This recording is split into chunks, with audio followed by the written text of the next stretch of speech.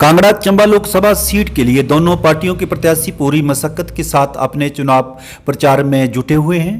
चंबा मुख्यालय में बारिश की वजह से सर्द मौसम में भी दोनों पार्टियों की राजनीति पूरी तरह से गरमाई हुई है।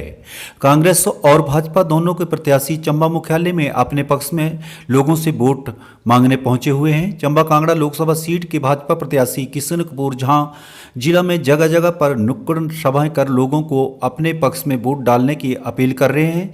इस अवसर पर भारी संख्या में लोगों ने उन्हें समर्थन भी दिया है।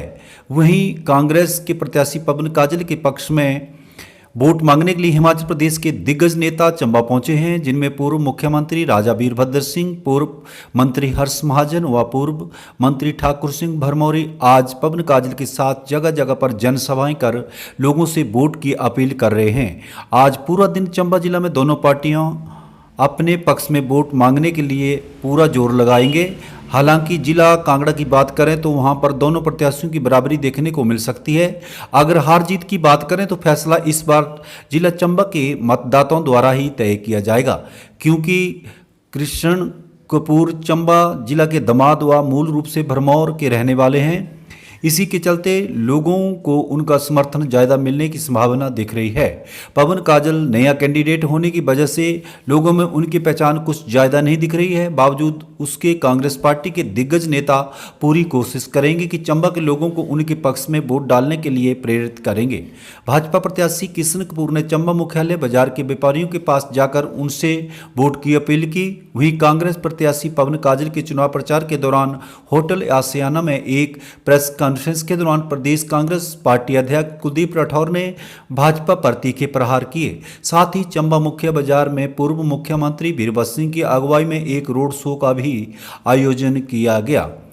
होटल आसियाना में प्रेस कॉन्फ्रेंस के दौरान प्रदेश कांग्रेस पार्टी के अध्यक्ष कुलदीप राठौर ने भाजपा पर इल्जाम लगाते हुए कहा कि आज राष्ट्रीय स्तर पर भारतीय जनता पार्टी के जो नेता हैं उनके पास कोई भी एजेंडा नहीं है। उन्होंने कहा कि प्रधानमंत्री नरेंद्र मोदी अपने एजेंडे से बिल्कुल अलग दिख रहे हैं, क्योंकि 5 वर्ष में उनकी कोई भी उपलब्धि सामने नहीं आई है। उन्होंने कहा कि भारतीय जनता पार्टी लोगों का ध्यान बताने का प्रयास कर रही है। उन्होंने कहा कि जो उनका संकल्प पत्र है उनमें तमाम वही चीज़ें हैं जो उनके पिछले संकल्प पत्र में दिखाई गई थी।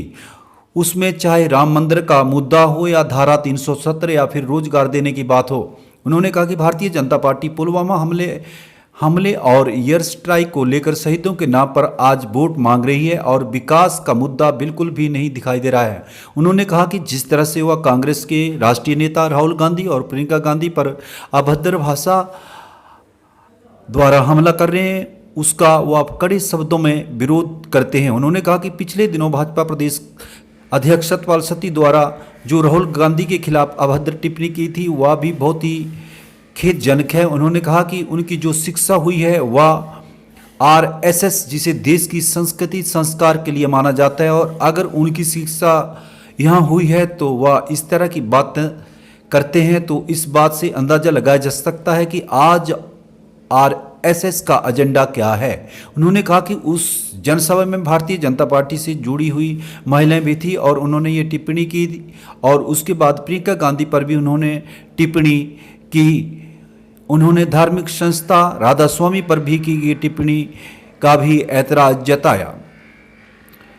हर बार चुनाव में चंबा जिला की सीकरी धार सीमेंट कारखाने की बात जरूर की जाती है। भाजपा द्वारा इल्जाम लगाया गया है कि वीरभद्र सिंह के कार्यकाल के दौरान पूर्व मंत्री केंद्रीय मंत्री शांता कुमार जी ने सीमेंट कारखाने की बात की थी तो उन्होंने उनका साथ नहीं दिया था, लेकिन उस पर सफाई देते हुए डलहौजी विधानसभा क्षेत्र के विधायक आशा कुमारी ने कहा कि जो पहली बार सीमेंट कारखाने का ऐलान हुआ था वह कांग्रेस के कार्यकाल के दौरान हुआ था। उन्होंने बताया कि भाजपा के कार्यकाल के दौरान जब धूमल सरकार थी उसमें उन्होंने ये जेपी इंडस्ट्री को सीमेंट कारखाना आवंटन किया, लेकिन जेपी कंपनी तय सीमा पर यह प्लाट नहीं लगा पाई। कांग्रेस ने अपने पिछले कार्यकाल के दौरान 2 बार सीमेंट प्लांट के लिए टेंडर आवंटन किए थे, लेकिन उसमें कोई भी पार्टी ना आने की वजह या कार्य आगे नहीं बढ़ पाया। अब प्रदेश में भाजपा सरकार ने इसमें पॉलिसी में बदलाव किया, जिसकी वजह से ठेकेदार उन शर्तों पर काम करने के लिए तैयार नहीं हुए और यही वजह है कि ये सीमेंट फैक्ट्री में उन नियमों के अनुसार कोई भी ठेकेदार नहीं आ रहे हैं और ये फैक्ट्री का काम शुरू नहीं हो पा रहा है। वहीं चंबा कांगड़ा लोकसभा सीट के भाजपा प्रत्याशी किशन कपूर ने बताया कि वह पिछले 26 मार्च से अपने चुनाव प्रचार में जुटे हुए हैं और उन्हें जनता का भरपूर सहयोग मिल रहा है।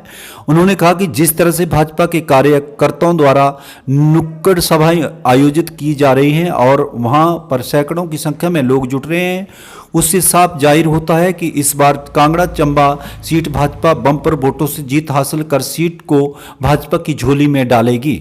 उन्होंने बताया कि जिस तरह से कांग्रेस पार्टी उनके प्रदेश अध्यक्ष सतपाल सत्ती के खिलाफ दुष्प्रचार कर रही है, उससे कांग्रेस को कोई फायदा नहीं होने वाला है। उन्होंने कहा कि कांग्रेस ने जगह जगह पर देश के प्रधानमंत्री के खिलाफ अभद्र भाषा का प्रयोग किया है। उन्होंने चौकीदार चोर का नारा लगाकर प्रधानमंत्री की छवि को खराब करने की पूरी कोशिश की है, लेकिन सतपाल सत्ती जी ने ऐसा कुछ भी नहीं कहा था जिससे किसी को ठेस पहुंचे। हमने 26 मार्च से शिव भगवान का आशीर्वाद लेकर बैजनाथ से अपना चुनाव प्रचार शुरू किया। तब से लगातार 11 अप्रैल तक हमने पूरा चुनाव क्षेत्र लोकसभा का बैजनाथ से लेकर चुरा तक 11 तारीख तक पहला चरण समाप्त कर लिया। दूसरा चरण हमने 13 अप्रैल को फिर बैजनाथ से शुरू किया। राजनीति में बहुत साल हो गए, इस प्रकार का लोगों में उत्साह मैंने कभी जिंदगी में नहीं देखा। लोगों का विश्वास भारतीय जनता पार्टी के ऊपर बड़ा है, चाहे केंद्र की सरकार हो, चाहे राज्य की सरकार हो, चाहे प्रदेश के मुख्यमंत्री जयराम ठाकुर हो, चाहे केंद्र में प्रधानमंत्री श्री नरेंद्र मोदी हों। लोगों ने मन बनाया, लोग मोदी मोदी कर रहे हैं, भारतीय जनता पार्टी कर रहे हैं। निश्चित रूप से मेरा ये मानना है, जब 23 मई को चुनावों के परिणाम घोषित होंगे, भारतीय जनता पार्टी को इतना भारी बहुमत से लोग सत्ता में लाएंगे, इतिहास में ऐसा कभी नहीं हुआ होगा। कांग्रेस के अखिल भारतीय राष्ट्रीय अध्यक्ष अपनी जो पैतृक सीट थी रायबरेली, उसमें भी उनको विश्वास नहीं रहा, वो केरला चले गए हैं। ऐसे ही कांग्रेस के दिग्गज जो हिमाचल प्रदेश में थे, वो एक वर्ष से जब से विधानसभा का चुनाव हारे थे, वो दिग्गज वो ये कह रहे थे कि हम लोकसभा का चुनाव लड़ेंगे।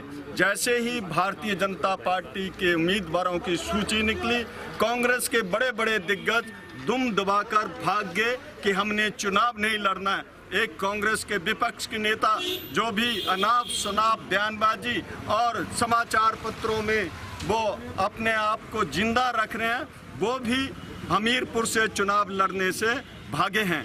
राहुल गांधी तो रोज बोलते हैं, कभी प्रधानमंत्री को चोर बोलते हैं, कभी प्रधानमंत्री को चौकीदार चोर है। पहले उनको संयम बरतना चाहिए। और कांग्रेस के जितने नेता हैं, 5 साल हिंदुस्तान के प्रधानमंत्री को जहां तक वो घटिया बात कर सकते थे, घटिया से घटिया स्तर पर कांग्रेस के नेता गए हैं। और सतपाल सत्ती जी ने ऐसे कुछ नहीं बोला है, वो झूठ प्रचार कर रहे हैं। कांग्रेस को 23 तारीख को उनकी अपनी औकात